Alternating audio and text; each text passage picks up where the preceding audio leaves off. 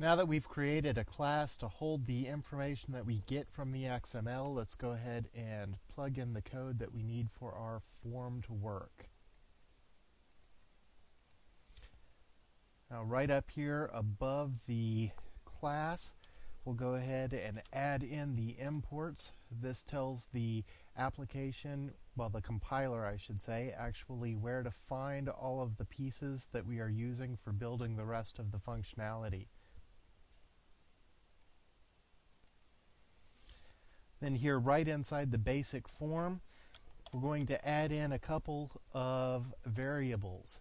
Now, first variable is going to be IPOs. This is an array list, and that's a very flexible container where we're going to populate with instances of this IPO entry later on.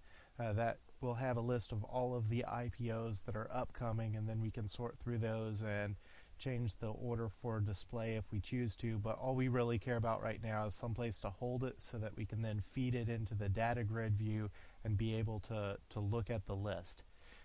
We'll also be checking to see if the status variable changes, because that's going to tell us that the IPO has gone from being requested to being issued, and therefore we need to set up the alert.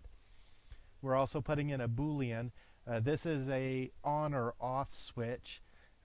We're calling it triggered. What this is going to do is keep it so that when we trigger the event, it doesn't keep repeating over and over and over again.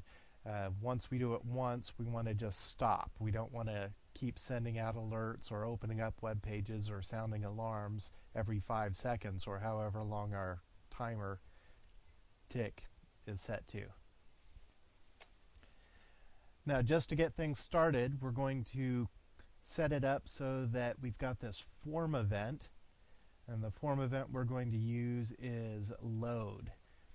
And what we want to do is put this code in here to the form event that will cause it, when the form is loaded, it will create this variable called feed.xml, which will fetch from one season the XML of all of the IPO entries, and then it will parse through that, getting the individual players, and then it will populate the players into this IPO entry class, setting them up into the array, and then use that as the data source for the data grid view that I was telling you about before.